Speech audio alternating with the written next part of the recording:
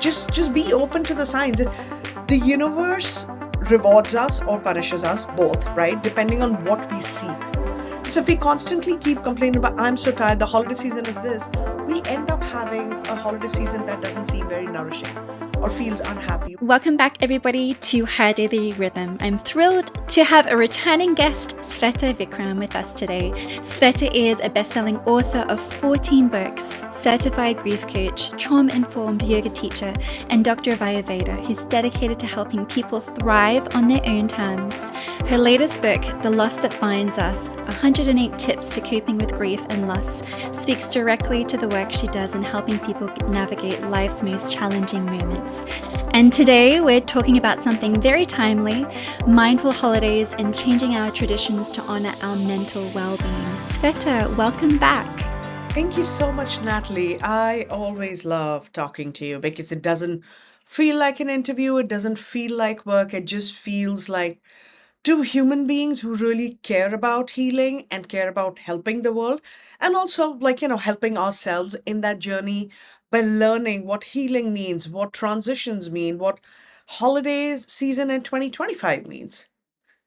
So without further ado, let's dive straight in. So we actually had an introduction call before we met, trying to see what everybody needs to hear, what everybody needs to receive, just to prepare you for the holiday season. Last time we spoke, you really struck me because you spoke about we curate every moment of our life, especially during the holidays.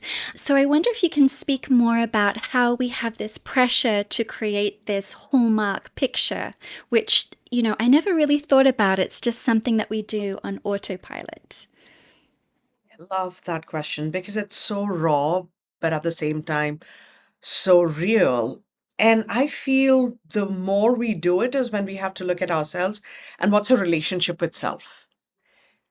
And it's something that I've also worked on, and I realize the more I get to know myself, the good, the bad, the ugly, the more comfortable I am in my own company, I take on fewer pressures.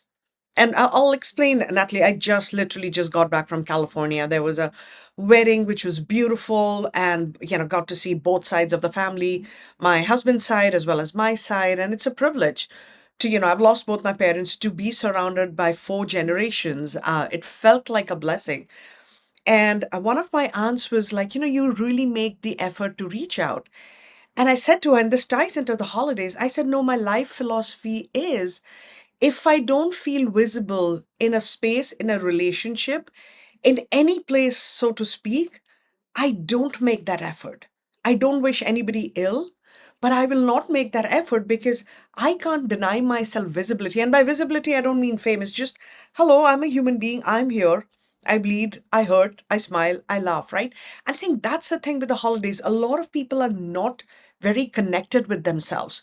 So they think the only way to be is at a wedding season, be in touch with everyone, talk to everyone, do things with everyone, be surrounded by 500 people. Same thing with the holidays. We have to do this, we must do this. But we forget that no year is different. In the Bay Area, there are a lot of layoffs happening. So I can't, and California is crazy expensive. So I can't imagine the people who thought their holiday season would be a certain way. Now, if both the husband and wife have been laid off, if you're not connected with yourself, you will still go out and do whatever your traditions have been. But if you have a yoga off the mat practice, you'll remind yourself this year doesn't represent anything, neither my past nor my future. I don't need to take on the pressure to be surrounded by anyone. If we have our health, we have our family, if we're doing okay, that's celebration to me. So I think, Natalie, to me, all of it comes back to how well do you know yourself and how comfortable are you with your own company?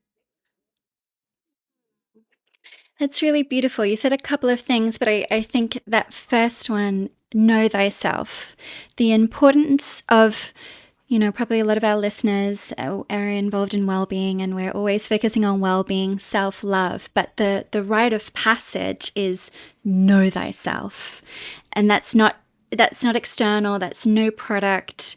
It's based on authenticity and love and walking the path of love and not fear or doing things out of obligation. Yes. Mm.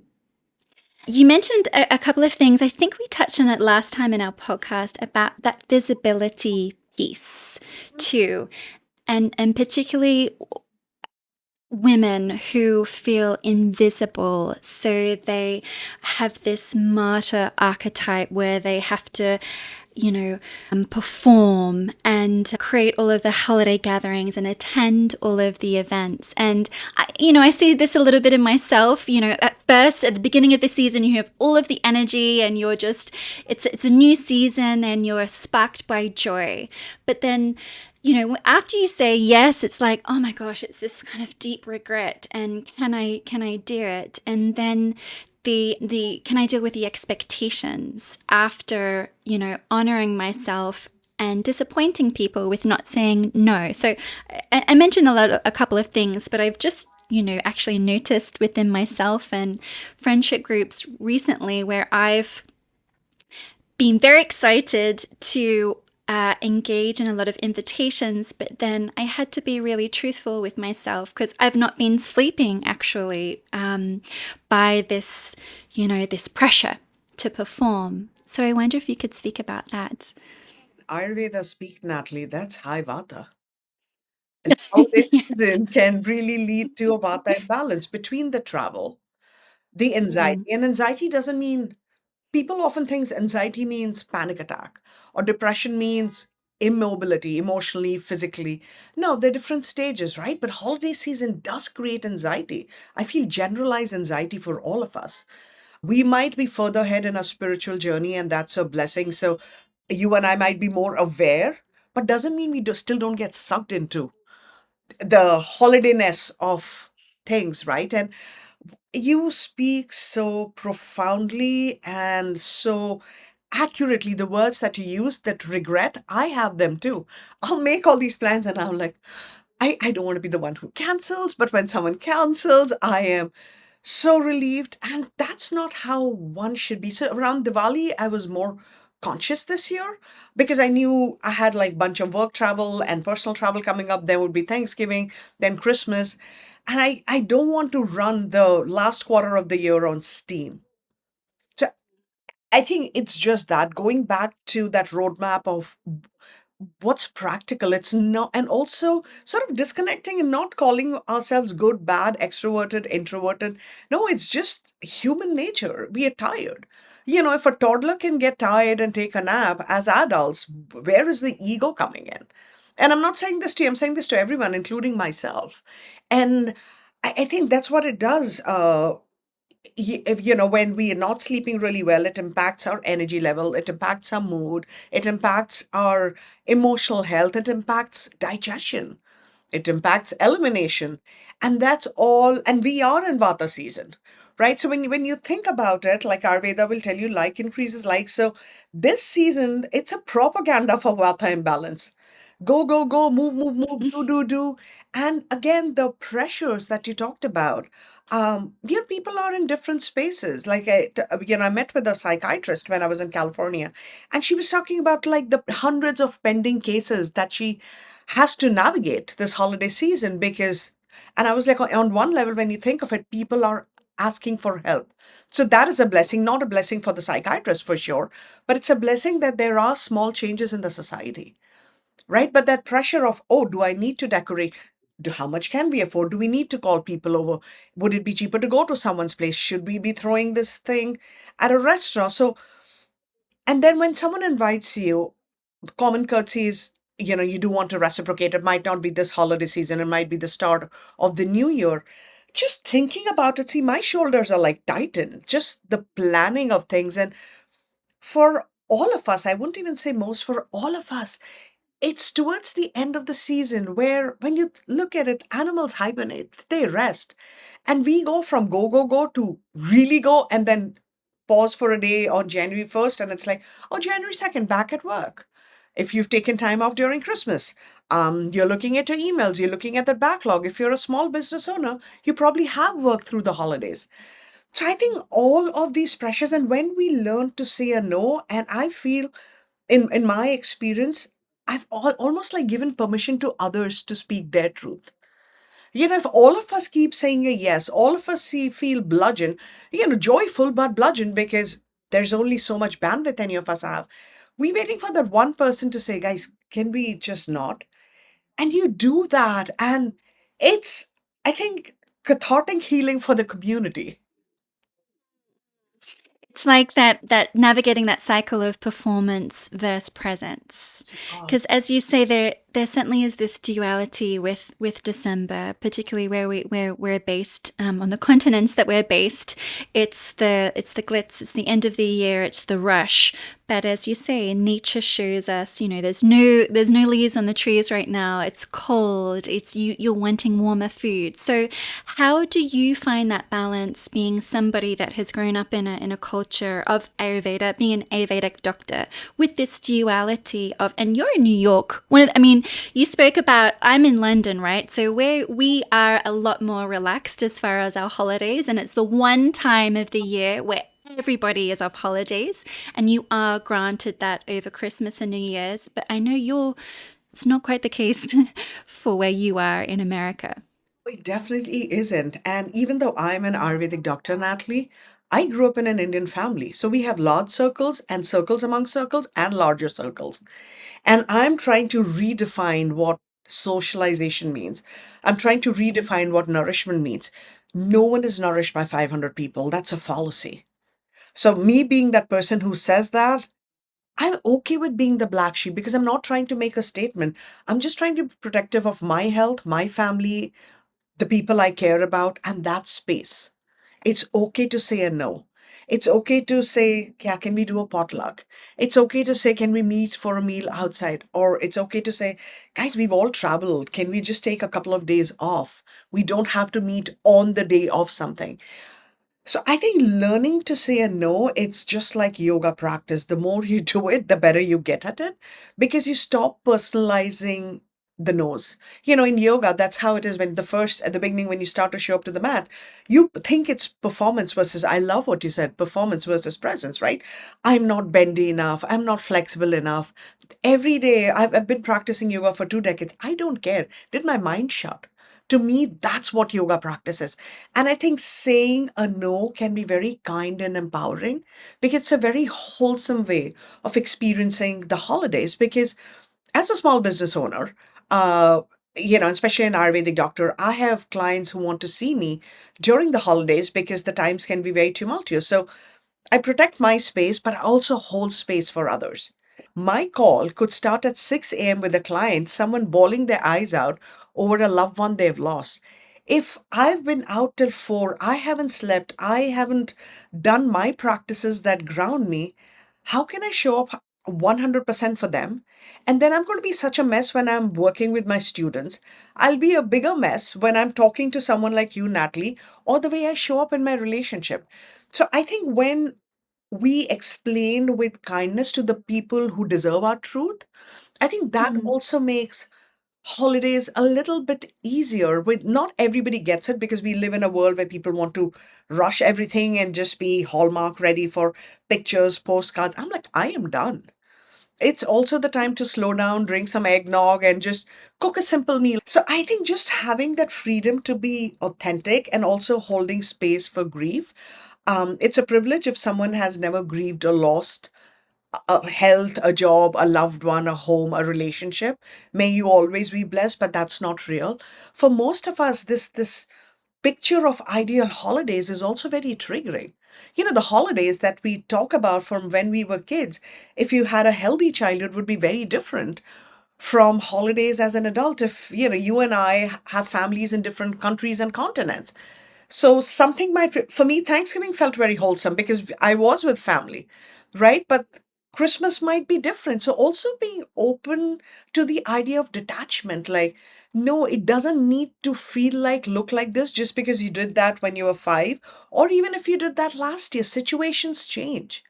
um, your health might have changed, your financial situation might have changed. So, who are we trying to prove anything to by pretending to be this hallmark person if you're crumbling on the inside versus if you really held space for your authenticity?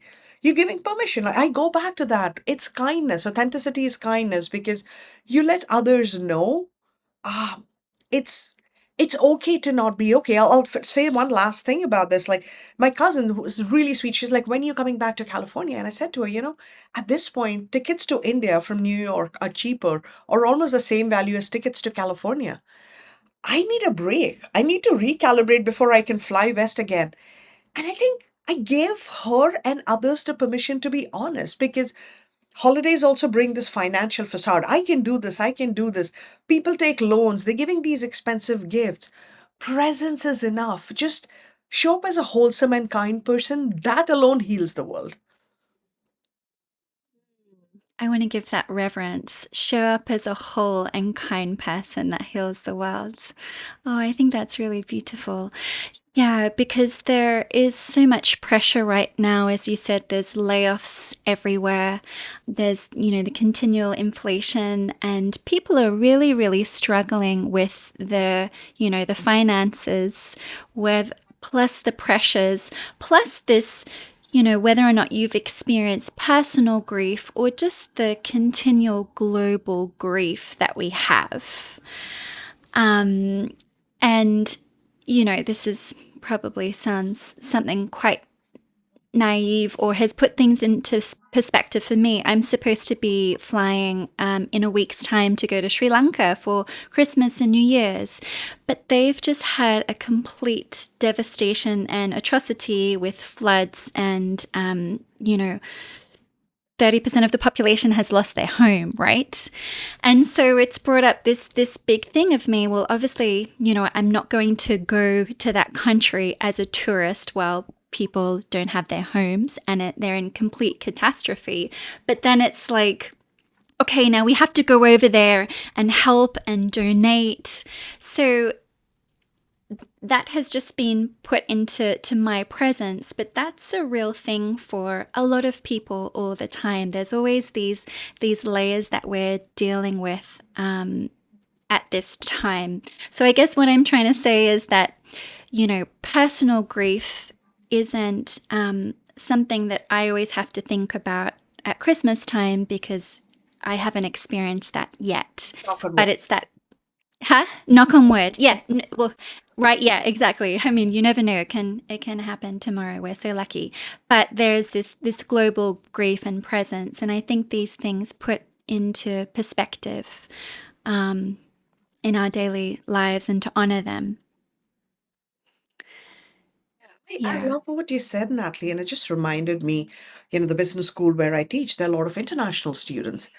And I'd like to believe I'm kind and present, but I'm also human. And I made a mistake. Like, I asked, what are your Thanksgiving plans? I never ask that. I always say, wish you a restful and healthy Thanksgiving and whatever that means to you. And two of them were like, Professor Vikram, we don't have families here. And I'm like, I am so sorry. If I were here, I would want to do something for you. I'm not here, but I apologize. I came from that place of assumption, even when I was not assuming, because I think I'd just come back from Mumbai from the conference. I was getting ready to do two events here and then fly to California. So, not being present in that moment. And they were like, you don't need to apologize. I said, no, I do.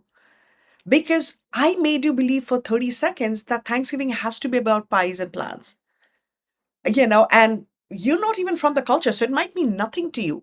That's a whole other conversation.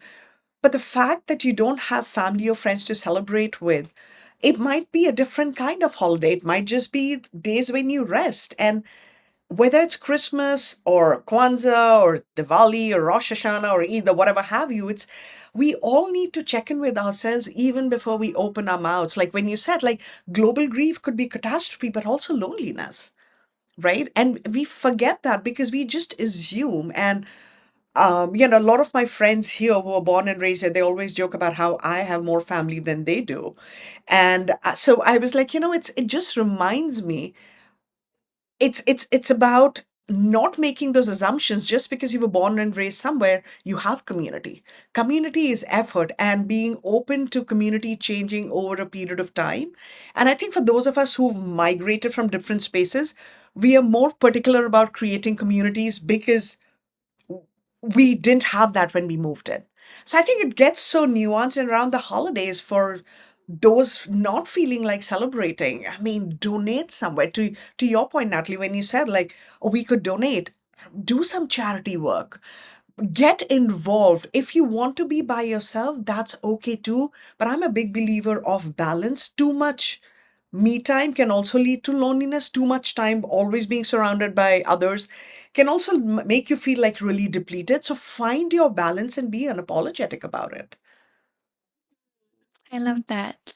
Um, in our last conversation, we spoke about how there's a part of the ego as an adult that makes us believe that we should have all the answers. And I thought that was fascinating. I've been trying to track that.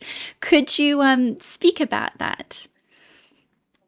Yeah, I don't think any of us will ever have all the answers.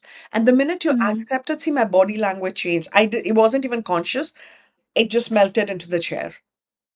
mm, mm, It's, mm, mm, mm. it's that problem that happens when people say their parents failed them. Yeah, where there's abuse and toxicity and violence, that's a whole other conversation. For the most part, parents were just being humans. And that's applicable to all of us. Just be human. This whole thing of things needed to be done perfectly, these things had to be done. Life is too complicated. Most of the world is vata imbalanced. All of us are. We are in survival mode. And just a little bit of kindness towards self. It starts with self. If you can allow yourself to make a mistake, I have something to share, Natalie. I went to give a keynote in Mumbai and I had just taught the night before. I had seen clients in a rush. I wear reading glasses. I packed one silver sneaker and one gold sneaker, and I brought it to give my keynote. And everyone, when I told my husband, told my friends, they were like, "Oh my God, what did you do?" I said, "I laughed." That's Yeah. branding, right? Joy. And I told Mm, people, look at the silver and gold. Before you speculate, let me invite you to what I did. But that's the whole point, not chasing perfection, allowing yourself to be human. If you can be okay with your mistakes, then you'll be okay with everyone else's. I think that's mm, that's mm, where, mm. and especially around the holidays, there's just so much pressure to bake that perfect thing, to cook that perfect thing, to host that perfect thing, to send that perfect card. Like just saying that, see, my body language is like this. Mm, mm, mm, mm. Yeah, that's interesting. And I suppose it's so easy to go into that default of family dynamics and childhood patterns as well. So I guess for people that are, feeling a bit nervous to go into family dynamics where they automatically take on a role, like it's interesting because my mum lives in Australia and I don't see her so often. But because we've spent so many years apart, I've had grown up here all of my adult life in the UK. There is this dynamic that we always play out when I'm with her. And so it's, a lot of certainly over the last few years has been asserting that I am a woman now. I'm a woman in my 30s.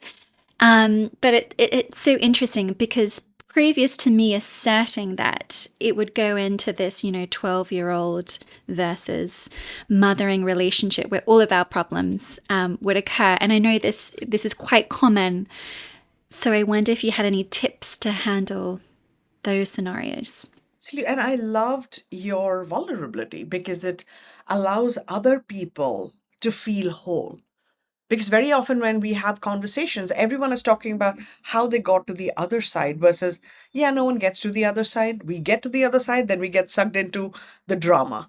So I think the working on self helps you become assertive instead of aggressive or extremely emotional. I'm not judging any of the emotions. I say this from my own experience. When I was in my 20s, I felt like when I felt a disconnect, I would say nothing and then there was like verbal diarrhea, right? But now I take my pause and I communicate. It might be to the other person's point of exhaustion, but no, this works and this doesn't. So, see, the language changes when you live authentically and and sometimes it's not even saying, no, this is what I'm doing. So, when you Mm, say that, they don't feel there's a conflict versus, I have to go see one, you never let me do it. So, that practice connecting with yourself and ask yourself, what really brings me joy today? And don't be attached to that. If today drinking coconut water brings you joy, but tomorrow you want to pour yourself a glass of wine, so be it. The problem is, Natalie, we overthink everything. We overjudge ourselves like, oh, I'm like, so what if you ate that extra brownie? If it's become a daily pattern, it's an issue. If it's 3 days of the holidays, so be it. The minute you get too attached to, I did this, I did wrong, again, see, the body language is changing, your pitta dosha is going up, we get aggravated, then we, one finger pointing at us, four pointing at others. That's what it becomes. The other thing I would, two other things is, if you are in a scenario where you have a friend or a cousin or a sibling, have a buddy system that you watch each other's backs. When they see that, you let them know, hey, take them into confidence. Like, this is what triggers me. Can you be with me when I'm talking to so and so? So you, it's almost like having that buffer system in place. So, not everybody will be in their space in life where they're like, I'm going to communicate, because it's also exhausting when you have to always communicate what your boundaries are. And the third thing would be just reminding yourself, this too shall pass. You're here for the holidays, 3 days, 4 days, 5 days, right? 2 weeks, whatever someone's bandwidth is. You're going back to your life. Because with some people, you'll realize they're not worth the effort. And I'm not trying to be mean, but some people with their narcissism and God complexes are unwilling to hold space for anything you have to say. And they don't have to be old or young, it's a pathology. And if you're connected with yourself, you'll realize how disconnected they are with themselves. They're forever, tooting up a version of themselves that's grand and everyone should be this. You don't have to be 100% honest with them. They don't deserve it. So be there, find a buddy who is there as your buffer system, do what you need to do, and then you leave. And remind yourself, like, situations like these also bring in growth. So take the power back. This is about your growth. It isn't about giving anyone the power. It's taking the power back and reminding yourself, you could survive this. You can survive what 2026 brings. I really love that. So it's really about a couple of things. First, we need to discuss what are your grounding practices. But I really like how you've associated how your body rises by your body language, or how something is out of balance by how your body moves. I think that's a really key piece to notice awareness of our emotions that we might not be able to see within ourselves until we know thyself, as you mentioned. I really loved that.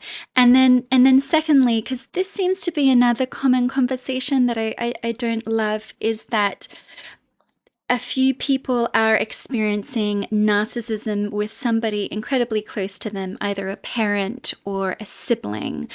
Whereas the only way they can grow in the relationship, since they have self awareness, is unfortunately having, global distance. So, do you have any tools of how to salvage those relationships where you don't have to take the burden on your own? Yeah. So, see, for me, honesty is very important. And I'm not saying that's true for everyone. So if you're okay with lying, do what you've got to do. What I do is, because every family has those pieces of work, right? I have them in my life as well. Is the way I add boundaries is by not lying. I'll say I just have 15 minutes and I'll make sure I have something starting. Like, so for instance, before our conversation, if I had to engage with a narcissist, I would tell them I have 10 minutes because I need 5 minutes before the interview to ground myself. So, adding those time boundaries can be very, very helpful. And people are different. Some people are really okay cutting off all ties. You have to ask yourself if you're okay with it. I'm not one of those people. I can minimize relationship, because when I Mm. minimize, I can put them in a corner. They don't belong in my heart, but they're in a corner of my brain. When I cut ties, I am giving them that power. I'm giving them the power over my heart. And I don't like to do that easily. So I will just minimize engagement and be okay with people bad mouthing you, calling you whatever they call you. And that's okay. It's about them, it's not about you. And it goes back to what we've been talking about throughout, Natalie. It's connecting with yourself. You'll realize we cannot be attached to what people think of us. Because today they ride their highs, you're the best thing since sliced bread. Tomorrow you do something which they don't approve, or you're the worst thing since, the last tsunami that really crippled the universe, right? So it's, imagine, like, this is how you're going to be yo-yoing emotionally if you get attached to what people think of you. So having those honest boundaries in place is very important. But this is coming from a place of experience. You cannot tell a narcissist they're a narcissist. You cannot show them their bad behavior. They do not want to see it because they've created a world, a bubble, whether it's the partner, the children, and everybody is in existence mode, um, where they believe their truth is the only truth and that's the only way to be. You try to even burst their bubble a little bit, it comes in your face, and is it worth it?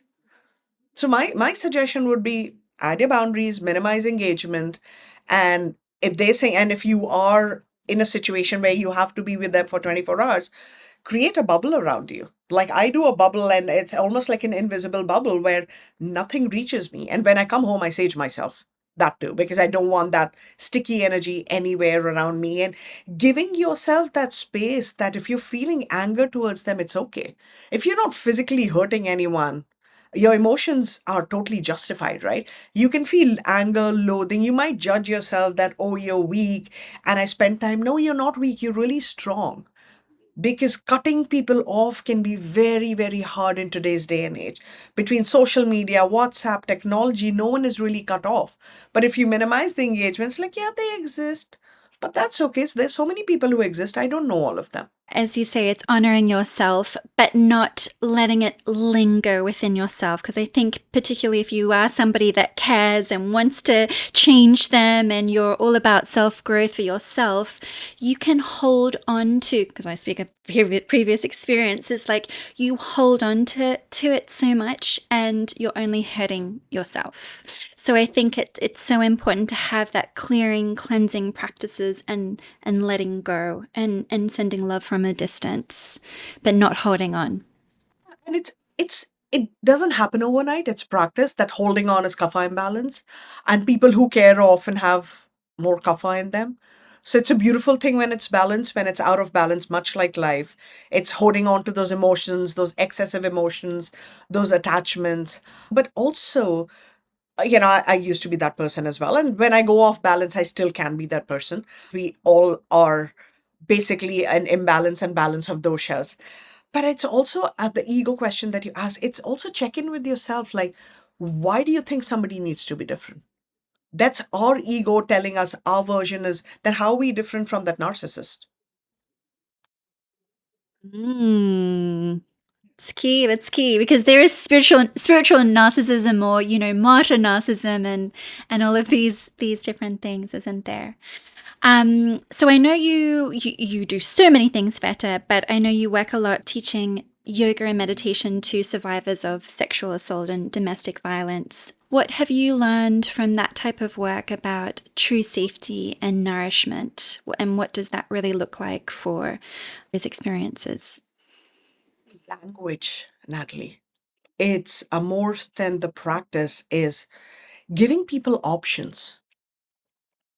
Letting people know they have option. Very often in this world, people haven't been given options. They've been told this is the way, not even highway, just this is the way. That's it. And also seeing them, really seeing them as and who they are when they walk into the room. In yoga, no, the non-trauma yoga spaces, people are, it's all about, can I bend enough? Am I flexible enough? Things like that, right? In this space, it's, do I feel safe enough in my body? So, how do we keep bringing them back, the survivors who are in the room, to their breath? Because that's empowering. So, the whole concept of yoga changes. And even when you are walking them through the different poses, you're always giving them, invitational language and different options. And I think even in our relationships, personal or professional, um, it's important to give options. Very often people feel, oh, I've known you for so and so many years, or in a romantic relationship or even in a marriage, like, oh, he can decide for me or she can decide for me. We are allowed to be different people on different days. If I want to eat a sandwich today and pasta tomorrow and dosa the day after, just because I love sandwich doesn't mean Sandwich is what I always want. So it's those small things to big things. What I love about it is just giving the control back to the people in the room instead of. And I think that's really, really empowering because, when you teach yoga, you have to tell people, you have to give them cues, but it's more didactic. Where in a trauma informed space, it's very nourishing and very nurturing. And you're telling them, like, these are the options, but you know yourself best. And imagine if every child, every adult had that, how different would it be? Yeah, that's so true. It's like what you actually said at the beginning is living yoga off the mat. And maybe a lot of people actually don't know what that means. So it's like, how can you bring these practices, bring this breath, bring these intentional moments that you have in the yoga room to your everyday life and existence? Okay, so let's get practical. I know we've spoken a lot, but it's holiday season now. I like to call it glitter season. Makes it more fun with all the sparkly lights and everything going on. So what's something that our listeners can take away and do now? Firstly, what do you do? I know you live your life very differently, but what are things that nourish and ground you first? My pauses. And I would recommend that to everyone who's listening to this podcast interview. Pause between commitments. We carry over energy, stale, bright, leftover from one gathering, from one meeting to the other. If you're working on deadlines, pause between meetings because you have to pause and breathe, and that's a nice way to reset your nervous system. During the holidays, people don't realize this, but whether it's flying or whether you're hosting or you're doing a potluck or you're going out with your friends, all of this planning, see the shoulders go up. Even if they bring joy, they create a level of anxiety, and that sets you into sympathetic nervous system, which is flight or fight mode, which can create anxiety, which can absolutely mess up your digestive system and your sleep. So we need to make sure we are in our parasympathetic nervous system, and one of the ways to do that is pause. The other way, the box breathing, when you inhale for, pause for four, exhale for, pause for four, that can be extremely helpful because you're not using your hands. You don't have to be conspicuous. No one knows what you're doing. I do that on the flights a lot because, and I don't have travel anxiety or even air travel issues, knock on wood, so far. Anything can change at any moment. But I feel it really grounds me and it helps me, like melting into the chair for me is a very, very nourishing thing to say. And even in an airplane, it's hardly nourishing, right? But when I do that, it just grounds me and I'm okay with where I am. So, okay with where you are in the holiday season, whether you're by yourself, whether you're celebrating, grieving, not doing anything, taking on the pressures, working really long hours. Everyone's situation is different. And this practice can be applicable to no matter where you are in the world or emotional space. I really love that.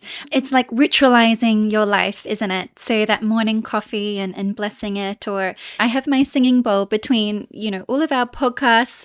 I spend 5 months and just, pray or set the intention between each meeting. And we're dealing with clients, people's energy. So as you say, with calls and everything, it's so important to have that cleansing and intention between each interface, each moment. It makes a difference, doesn't it? It absolutely does. And it also reminds you to return to yourself. A 5 minutes might not be enough to just disconnect and reconnect, but it's better than nothing. That just deep breath, just that deep pause, to me, it feels like self care, Natalie. It really does because, I speak about this a lot because I notice in myself it's like holding onto the belly. And as you say, I felt that when I sit into the chair. Oh my goodness, that makes such a difference to your parasympathetic nervous system. It does. And the holiday season, and I think it goes back to media, the stereotype, people fought wars across religions, cultures, and ethnicities, right? The holidays were about celebrating being alive. Yes, there's a religious aspect, but over the years, it also became that because there were like populations were wiped out because of wars and illnesses and all of that. But we live in different times. So it's very interesting to me how we've adapted to change in other forms, but not when it comes to the holidays, where whether it's December or I see that around Diwali too, where people are like, I used to do that, make seven mithais. But I'm like, nobody needs to eat like that. So over a period of time, it became that one thing, have a few friends over, do a little dinner. It doesn't have to be 500 people. So I think also just adapting to what you need, and it goes back to really being connected with who you are, can also be really good for helping you bring yourself back to your parasympathetic nervous system. And from your book, The Lust That Binds Us, what's one tip that is particularly relevant to holidays? It's interesting. Typically I would have said honor their memory or volunteer, but no, just be open to signs. And what I mean by that is, it's like we were at this wedding and there is a particular dessert. It's called moong dal halwa. So it's a halwa made out of dal lentils. It's very cumbersome to make. I love it. I love everything lentils. And my mom used to make it for me. Never in a million years did I think a wedding would have that halwa. And I'm like, oh, my mom is here. She's making sure. So it's you don't have to look for the signs and the science behind it. If it makes you feel warm and fuzzy, look out for signs. That butterfly, that pigeon, that's that little piece of feather. If you're missing a loved one, if you're navigating difficult financial situations or health situations, whatever that signs, you see a penny on the street, it's like think of it as a gift from the universe. You can donate it to somebody else. But also, yeah, just really being open to the signs. We've become so rigid about I am cerebral, I am spiritual, I am this. I mean, I do that too. Sometimes just be, don't do. Just be open to what the holidays make you feel like. If waking up in the morning and hot cocoa is you want, so what? Just be open to the signs. The universe rewards us or punishes us both, right? Depending on what we seek. So if we constantly keep complaining about, I'm so tired, the holiday season is this, we end up having a holiday season that doesn't seem very nourishing or feels unhappy. Versus if you say, I'm tired, but I'm ready for what I need right now. It's also that shifting that language, opening the invitational language for goodness in your life. So be open to signs and be open to goodness. It is the season of magic and miracles, after all, isn't it? Yes. And you Uh, have to believe that. Despite all our cynicism, one has to believe that. mm, it does. Okay, so and do you have any last final tips or takeaways for our audience? I know the holiday season can feel very joyous or it can feel very hard. No matter what you're navigating, just remember January 1st will be there before you know it. So this too shall pass. When things feel too heavy to me, I always remind myself this too shall pass. The good times don't stick around forever, so neither will the hard times. It's very easy to get sucked into the heaviness of what doesn't feel nourishing. Instead of doing that, pour your energy into, yeah, it's for a week more. That's it. Then January 2nd, life returns to what it's supposed to be. So just those positive reminders can be very helpful if holidays don't feel like, and they don't have to be hard, but they don't feel like what they used to be for you. And not being attached to what a traditional holiday should be. Hmm. It's it's that constant duality of we have a short life on this planet, don't we? And we can get so stuck into our minds and the resistant to change. But it's that seesaw. It's that balance. It's the light and dark, isn't it? Yes. Yeah.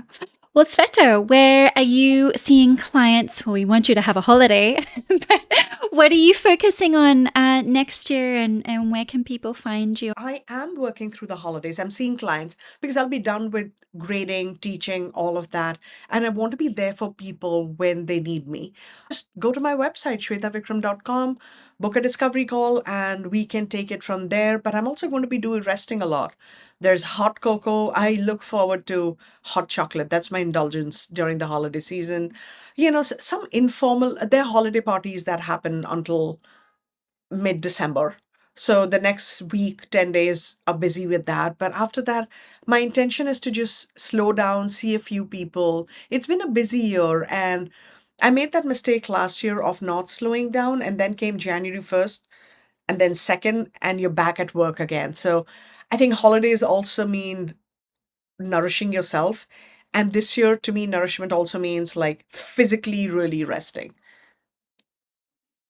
I really love that. And you might not have thought this or contemplated this at all, but do you have an intentional word that you're focusing on for 2026? Self-fulfillment. Self-fulfilling. So what I mean by that, I don't take get credit for this. Somebody used this word at a retreat in January 2025 about self-fulfilling, and it's like self-care, but it doesn't sound as selfish. But give yourself what you need in that moment. It doesn't have to be something tactile, right? And I think that's what it is. It's almost like in some ways I want a redo of 2025, and that would be like, what is self-fulfilling in that moment? It could be chai with a friend, it could be a massage, it could be cooking and hosting, but really paying attention to that. Because I feel like, Natalie, every year we say, oh, I have no idea how this year went by. And I would like to remember not just this happened, this event, saw this one, just even days and moments. Days and moments. It's the moments that build a lifetime, isn't it? Yeah. Yeah. Oh, thank you. Self-fulfillment. I think that's really beautiful. Thank you so much, Sveta.